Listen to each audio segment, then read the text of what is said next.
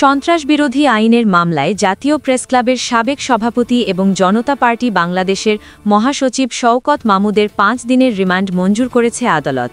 বৃহস্পতিবার রিমান্ড আবেদন শুনানি শেষে মেট্রোপলিটন ম্যাজিস্ট্রেট এ আদেশ দেন।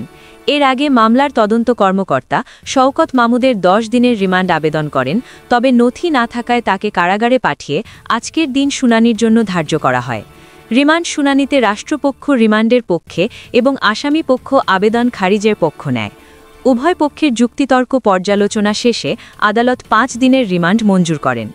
তদন্ত কর্মকর্তার আবেদনে বলা হয়, শওকত মাহমুদ ও সহ আসামি এনায়েত করিম চৌধুরী পরস্পর যোগসাজশে বাংলাদেশের অখণ্ডতা, সংহতি, জননিরাপত্তা ও সার্বভৌমত্ব বিপন্ন করার মতো কর্মকাণ্ডে যুক্ত ছিলেন।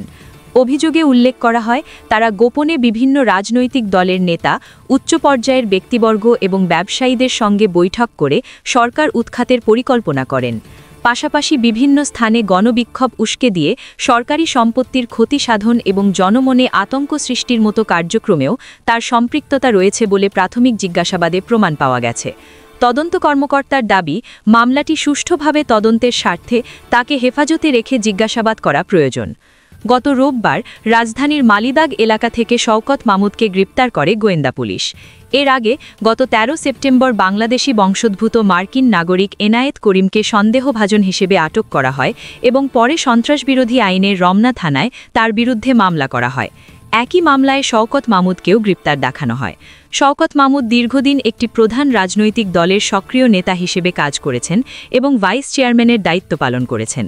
২০২৩ সালের মার্চে তাকে দল থেকে বহিষ্কার করা হয়।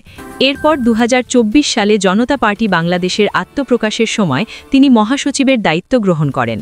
মামলার গুরুতর অভিযোগ, উচ্চ পর্যায়ের ব্যক্তিদের সম্পৃক্ততার ইঙ্গিত এবং রাজনৈতিক প্রেক্ষাপট সবকিছু মিলিয়ে বিষয়টি এখন ব্যাপক আলোচনার জন্ম দিয়েছে। রিমান্ডে জিজ্ঞাসাবাদে কী তথ্য উঠে আসে তা আগামী দিনের রাজনৈতিক পরিবেশে নতুন মাত্রা যোগ করতে পারে।